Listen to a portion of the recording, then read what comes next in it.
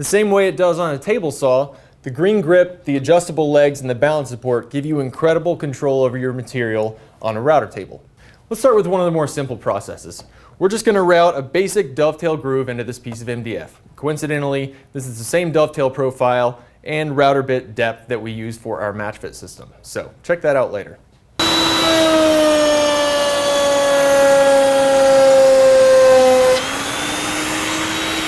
You'll notice when I routed this part, the balance support wasn't engaged. So I'm going to route another one with the balance support engaged so you can see how it works on a router table.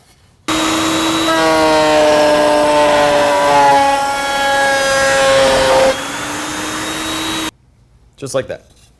Let's say I wanted to make some cabinet doors and I wanted to use rail and stile joinery.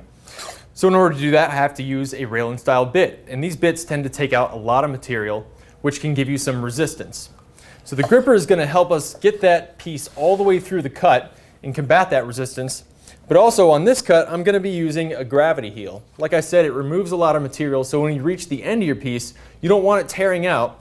So the gravity heel is going to get it through the cut, but it's also going to protect the end from tearing out.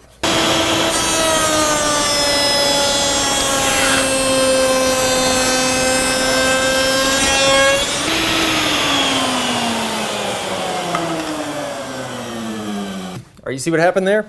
It routed that profile out of my gravity heel, which is good because that's exactly what it's designed for.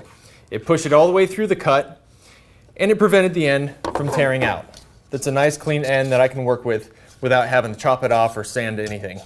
If you don't have the gravity heels or you don't want to tear yours up, you can still prevent tear out on the ends of your work pieces by turning your gripper into a coping sled.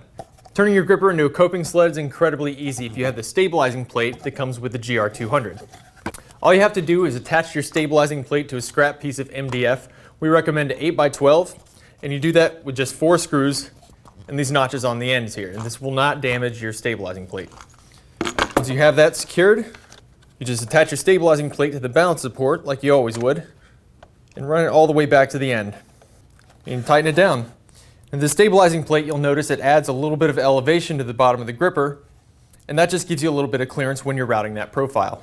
So now instead of the edge of the gripper riding along the fence, we're going to be using the edge of the MDF.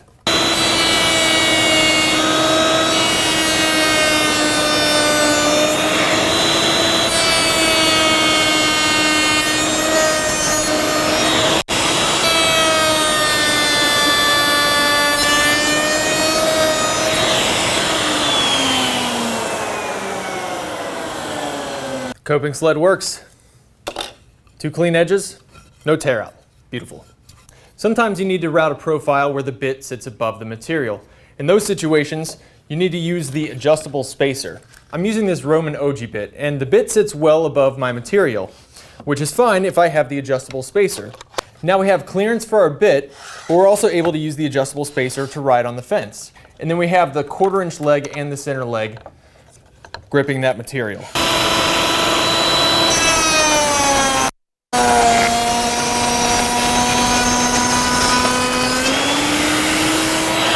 One of the main advantages of the gripper is that it always has a flat edge to ride against the fence. But if you're using a router without the fence, the gripper is still extraordinarily helpful. Let's say I want to duplicate this circle I made. This circle is my template, and I want to get it onto this MDF. I went ahead and roughed it out on the bandsaw a little bit earlier, and I double-sided taped it so that it would stick together. Now I'm going to use the gripper to keep the material together and flat down on the surface so that I can template this circle onto the MDF.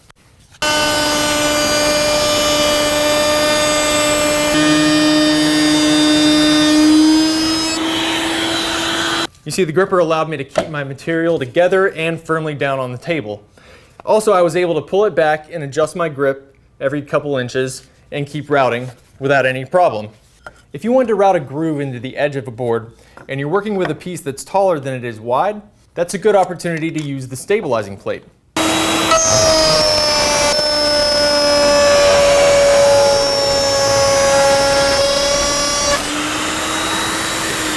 I cut some parts for a project I'm making and I want to give them a slight round over on all sides. These parts are a little bit long, so just like on the table saw, we're going to use 2 grippers to continually feed it through.